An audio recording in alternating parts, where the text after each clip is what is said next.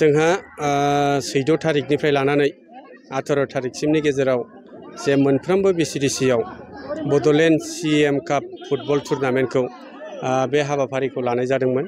थुद्रुक बेबायदिनो जोंहा गाम्बारि बिल बिसिडिसिनि सिङाव फाथाखाथानि गेवलां फोथाराव गाम्बारि बिल बिसिडिसिनि मोनबा टीमखौ लानानै बेवहाय दाख्लिनिफ्रायनो बे हाबाफारिखौ लानाय जादोंमोन आरो दिनैहाय फाइनाल खेलाखौ गेलेहोनाय जादोंमोन आरो बे फाइनाल खेलायाव फाथाखाथा गामिनि आरो सुलमारि गामिनि गेजेराव जादोंमोन।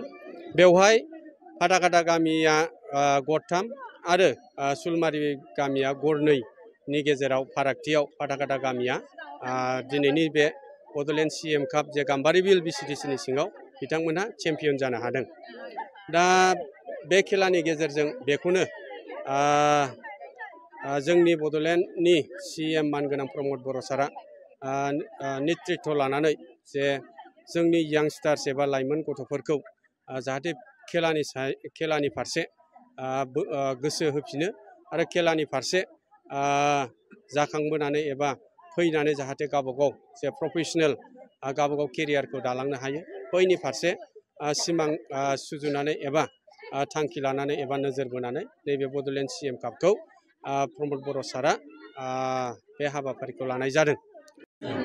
जोंनि गाम्बारि बिल बिसिडिसिनि सिङाव जोंहा मोनबा टीम जादोंमोन आरो मोनबा टीमखौ जोङो सानथामनि गेजेराव माने हाबाफारिखौ लानानै फोजोबनाय जाबाय। दा बेवहाय फाथाखाथा गामिया चेम्पियन जादों आरो रानार्स आप हिसाबै सुलमारि गामिया जादों। बेयाव देरहाखांनायनि उनाव बबेयाव बादायहैबावगोन? आरो जोंहा नैबे बिसिडिसि लेभेला दिनैहाय जोबजोब्बाय जेरावबो। दा बिनिफ्राय जोङो समष्टि लेभेलाव मोनफ्रोमबो बिसिडिसिनि गेजेराव गेलेहोनाय जागोन।